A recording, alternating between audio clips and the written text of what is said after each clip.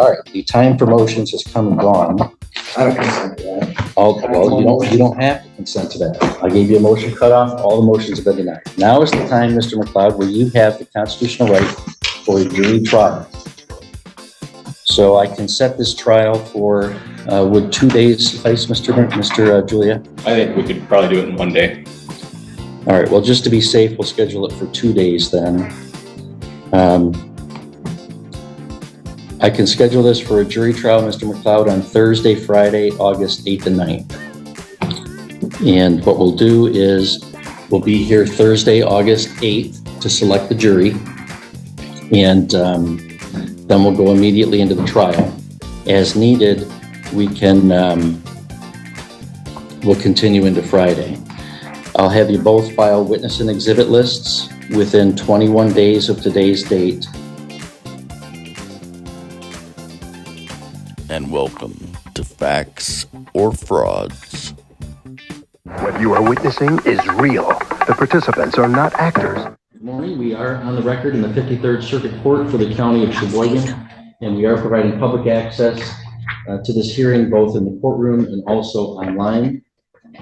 And our first case this morning is People v. Trevor McLeod, file 23-6748FH. Counsel, you want to state your appearance, please? All right, and Mr. McLeod, do you still desire to represent yourself, sir? Yep. All right, and I'm required to remind you at each hearing that you do have the right to be represented by an attorney, including an attorney at public expense if you qualify and request. And do you wish to have an opportunity to hire an attorney or to seek appointed attorney or no? I don't want to make that decision right now. Okay, so you're continuing to represent yourself. That's correct. All right, and you understand that you have those rights. Okay. All right, well, we're here for a docket call that I had scheduled because Mr. McLeod had requested a jury trial, and I wanted to touch base and have you both submit proposed jury instructions, which I did receive. Thank you both. So what I want to do is I'm going to have ask the bailiffs to deliver to you 2 packets. One is the ones that begin with 2.1. Those are the preliminary. That's for defense. The preliminary jury instructions, and then the 3.1, or the ones that start at 3 point. Those are the final jury instructions that I would propose to give. So those will be for your review. And I want to discuss a couple things about that. The count 1, the defendant is charged with contravention, resisting, obstructing. That's a bit of a strange statute, and there's no model jury instruction for that charge precisely. The prosecutor based it on 13.2, which I think is correct, although I did amend the prosecutor's requested charge to add some language from 13.1 that is also a correct statement of the law, particularly the statement that the defendant must have actually resisted by what he said or did, but physical violence is not necessary. And then also, because Mr. McLeod, you've raised a lot of legal challenges in this case that I have denied. Typically, challenges on the law are for the court to decide and not the jury. And you wouldn't be able to present those arguments to the jury. However, because you're charged with resisting and obstructing the conservation officer, the lawfulness of the officer's actions is indeed an element of the offense. So I am required by law to instruct the jury on the framework that they need to decide that in. So I've included some language for that the prosecutor did not request. So I want to read my instruction on count 1 that I'm going to be reading at the trial. And then that, in count 1, the defendant is charged with the crime of assaulting, battering, wounding, resisting, obstructing, opposing, or endangering a conservation officer who was acting in the performance of his duties. To prove this charge, the prosecutor must prove each of the following elements beyond a reasonable doubt. First, that the defendant assaulted, battered, wounded, resisted, obstructed, opposed, or endangered Dan Listenfeldt, who was a conservation officer performing his duties. Obstruct includes the use or threatened use of physical interference or force, or a knowing failure to comply with a lawful command. The defendant must have actually resisted by what he said or did, but physical violence is not necessary. Second, that the defendant knew or had reason to know that Dan Listenfelds was then a conservation officer performing his duties at the time. Third, that Dan Listenfelds gave the defendant a lawful command, was making a lawful arrest, or was otherwise performing a lawful act. A conservation officer may make an investigatory stop of a vessel if that officer has, based on objective facts, a reasonable and articulable suspicion of a violation of law. A conservation officer may make an arrest without a warrant if that officer has probable cause to believe that the defendant has committed a crime. Probable cause exists where the facts and circumstances within an officer's knowledge and of which he has reasonably trustworthy information are sufficient in themselves to warrant a person of reasonable caution in the belief that an offense has been or is being committed. Defendant is a member of a Native American tribe that is a party to a federal court consent decree that binds the state of Michigan and its law enforcement officers.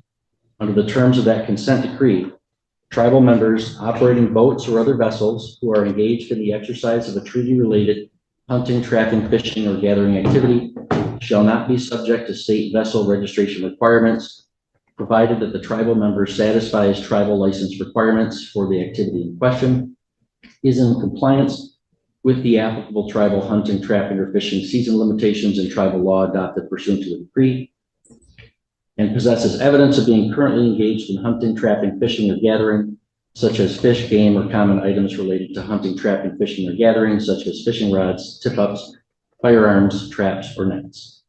Fourth, that the defendant's actions were intended by the defendant, that is not accidental.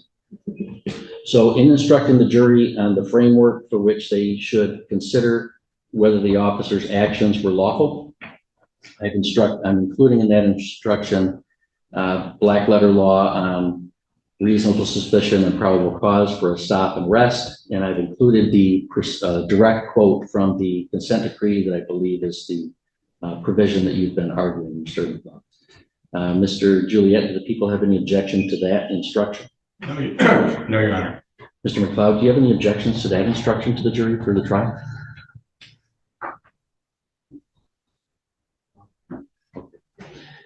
And then in count two, the is the operating a motorboat while intoxicated.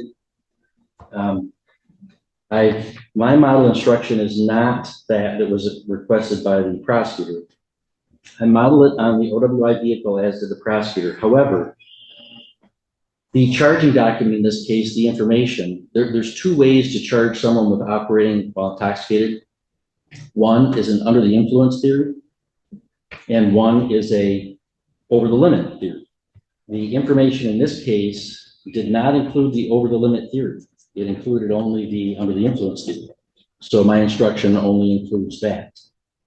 So the instructions the prosecutor proposed for the, being over the 0.08 limit, that's not what's been charged, so I'm not getting that. So the instruction would be as follows. In count two, the defendant is charged with the crime of operating a motorboat while under the influence of alcohol. To prove this charge, the prosecutor must prove each of the following elements beyond a reasonable doubt. First, that the defendant operated a motorboat. To operate means to drive or have actual physical control of the motorboat. Second, that the defendant operated the motorboat on the waters of this state. Third, that the defendant was intoxicated. That is, the defendant operated the motorboat under the influence of alcohol. Under the influence of alcohol means that because of drinking alcohol, the defendant's ability to operate a motorboat in a normal manner was substantially lessened. To be under the influence, a person does not have to be falling down or hardly able to stand up. On the other hand, just because a person who has drunk alcohol or smells of alcohol does not prove by itself that the person is under the influence of alcohol. The test is whether, because of drinking alcohol, the defendant's mental or physical condition was significantly affected and the defendant was no longer able to operate a motorboat in a normal manner. Mr. Juliet, do the people have any objection to that instruction? No, Your Honor. Mr. McLeod, do you have any objection to that? I'd like to include visibly impaired in that like the law says. You'd like to include visibly impaired as a lesser included offense? No, I'd like the language to include that, like the law states that I have to be visibly impaired while operating. Well, visibly impaired, operating while visibly impaired is a lesser offense than operating while intoxicated. But the statute under the conservation section 8 says is sold in case to a vessel that is being operated while visibly impaired. It's written. Right. But the, let's see. Oh, that statute. It's number 8. Or number 5, I think.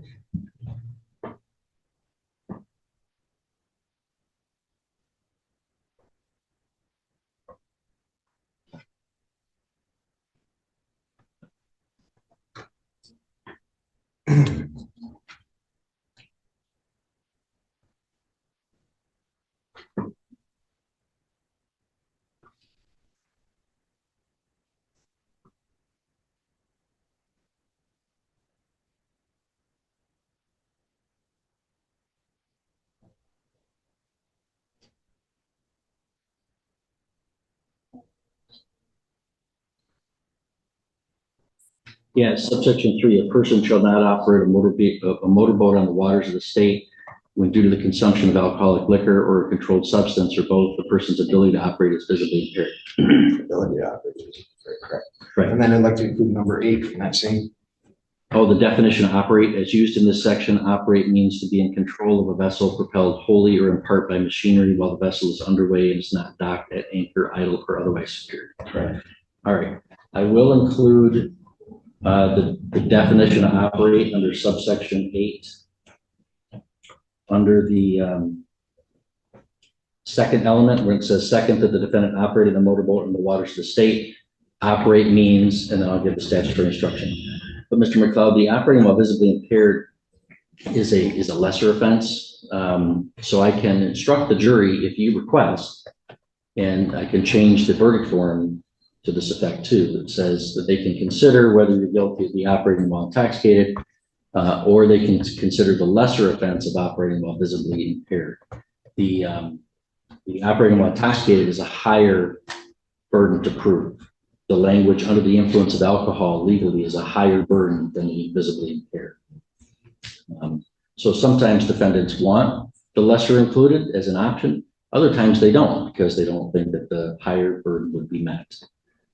But so what I would not do, I would deny your request to like combine them into one instruction. But if you want the visibly impaired given, that's a lesser offense.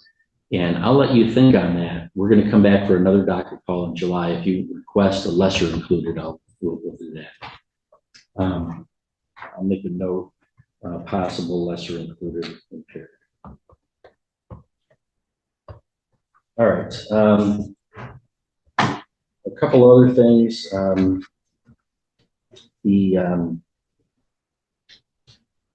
For jury selection with Mr. McLeod representing himself, I think the law does allow the court to conduct the voir dire, and I'm going to go ahead and do that.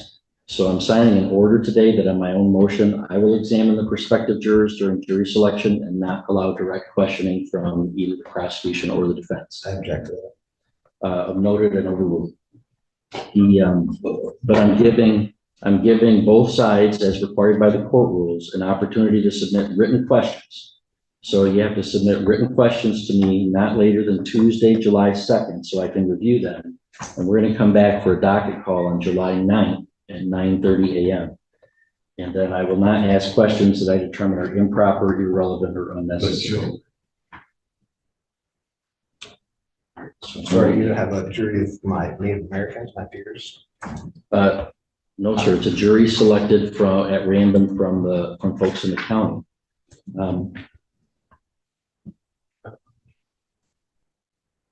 All right, and also, Mr. McLeod, you've waived your right to counsel, and we've gone through the waiver process, and I believe that you have knowingly, voluntarily, and understandingly waived the right to counsel with your eyes open as to the risks of self-representation, that you're choosing to exercise your constitutional right for self-representation.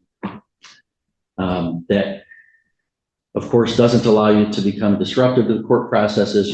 You've not been doing that of late, but there was some history early on of that. So under Supreme Court precedent for Ferretta v. California in 1975, this court may, even over objection, appoint what's called standby or advisory counsel to aid you if and when you ask for help. or to be available to represent you in the event that the termination of your self-representation is necessary. So therefore, on my own motion, I'm appointing the Cheboygan Office of Assigned Counsel, not to act as your attorney, Mr. McLeod, but to act as what's called a standby or advisory counsel. So they'll be present at the hearing in July and at the trial. They won't participate. They'll be there to give you advice if you have any. If you don't have any, they won't give it. And then if, for example, you became disruptive during the trial to the extent that even despite warnings, you persisted and had to be removed, then the attorney would jump in and finish the trial on your behalf. But as long as you're not disruptive, that's not going to be an issue.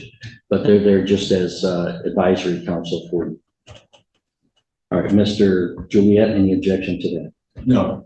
Mr. McLeod, do you have an objection to that? I object. I want to represent myself. And I'm going to let you represent yourself, but I am going to appoint a standby or advisory counsel just to assist you if you deem necessary. And then I did notice as I reviewed the witness and exhibit lists that were submitted by both parties, Mr. McLeod, you had listed both magistrates in the district court judge, probate court judge, the elected prosecutor, and a retired circuit judge. Can you tell me what It's all pertinent to that situation. in what respect, what testimony do you think that they'd be offering would be relevant at the trial? Do I have to tell you to say all that right now? Yeah, you got to tell me that it's relevant because I don't see how that's possibly relevant. Well, the magistrate and the prosecuting attorney went ahead and prosecuted this case without having a warrant on file. The judges all looked through this file, didn't have a warrant on file, still pursued it. So I mean, it's kind of like your job, isn't it, to make sure all the paperwork's in order? Sure, but that's not relevant to what the jury has to do. What the jury has to decide is whether the officer's actions on that day were lawful and whether you were resisting him and or operating a motorboat while intoxicated. Not guilty if he is guilty of a charge. One more outburst and you'll have to leave. So the I mean, he's not the judge's testimony of magistrates and prosecutors is not admissible or relevant. So I'm going to strike from your witness list Magistrate Ellenboss, Magistrate Libby, retired Judge Spartan, Judge Vizina, Prosecutor Goodrich, and retired Judge Pavlich. So you may not call those folks as witnesses. Right.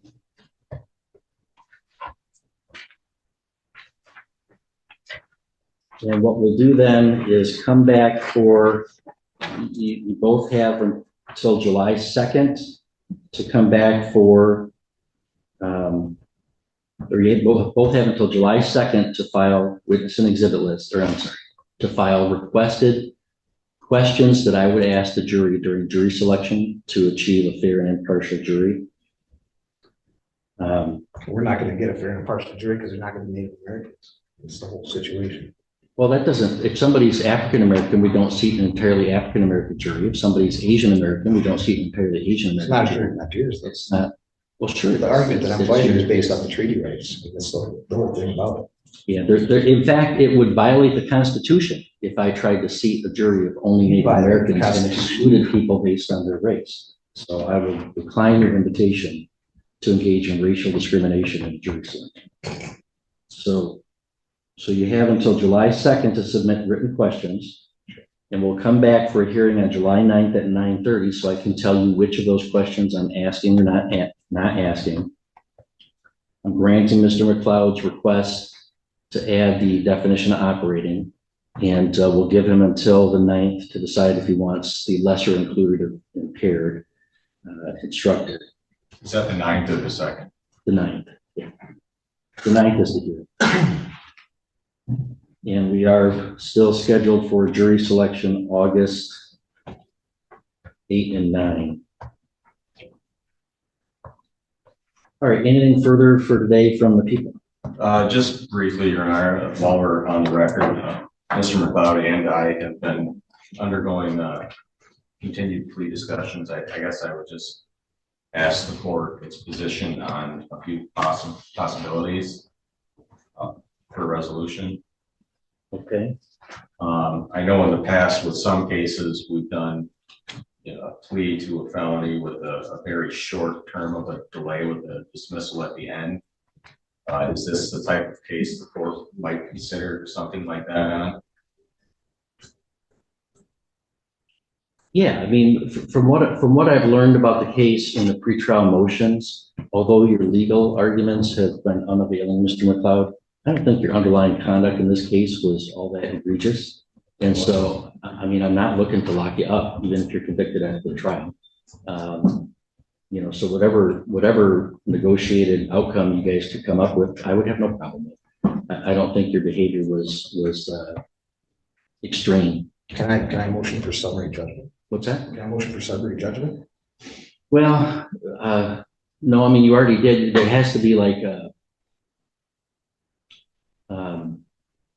legal grounds to dismiss, which I've denied, or that there's not enough evidence of probable cause to go forward, which I've denied. There is probable cause to go forward to a jury. So I can't decide it instead of the jury.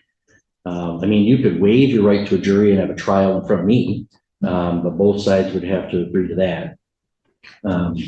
Or if you wanted to enter a plea of guilty or no contest, the charges or some lesser charges as the prosecutor and you sort out, you can do that as well. Well, right now what he's proposing is a disturbing the peace with no probation, no jail, and a week delayed sentence to get out of that. I would like to add to it, no fines, no cost, because I already paid to drug testing and all that stuff for the first 4 months. And I'd like to also add to it that the week delayed time served because of the time spent on the drug testing. All right, well, and if you guys come up with a negotiated outcome, then there are things that you both can agree to, and then there's things that you can leave. If you're not agreeing to them, that you both can argue to me, and then I can decide, Well, that's where we're at right now. Let's do it right now. All right, so I think what we'll do then, just because I haven't scheduled anything else on the August trial date. Sometimes I schedule backups, but I haven't done that in this case.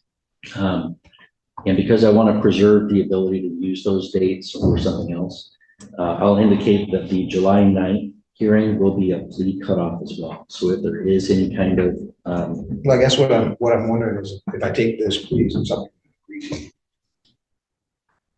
well, I haven't heard clearly what the plea would be. Well, I guess he's accurate that I did offer a disturbing the peace, but I know this court doesn't do misdemeanor probation, so I think it would have to be a plea to the 2-year on a week delay with a dismissal at the end. It's technically felony probation. I'm willing to give him a disturbing the peace, but again, I don't think this court would put him. Wait, you want to do a disturbing the peace with a delay and dismissal? No, well, I'm fine with that, but I don't think this court will do a misdemeanor probation. I would do a misdemeanor delay with a dismissal if it's a short delay, and I wouldn't have Department of Corrections supervise them. I would just supervise it internally with the court staff. Okay, I will get that drawn up then. If you reach an agreement and you want to come in before July 9th just to get it done, just contact court staff and we'll schedule a time for you to come. Any other questions, Mr. Julian? No. Mr. McLeod? Okay, all right, we'll be in recess. Hi. Well, that's just about it. So, thanks for watching. And we'll see you again real soon. And thanks for hanging out with us on Facts or Frauds. Make sure you hit that thumbs up button, you're subscribed, and ring that bell for notifications so the next time I premiere a video, you can be in a live chat with everyone else and leave a comment in the comment section. Tell me what you think. And a huge thank you to all of our Facts or Frauds channel members. If you'd like to become a member, click join right next to subscribe or the link in the description. Now, if you're still hanging around, thank you. Why not hit that thumbs up button, subscribe if you're not already, and ring that bell. Also, leave a comment in the comment section. Tell me what you think. Till next time, I'll see you soon.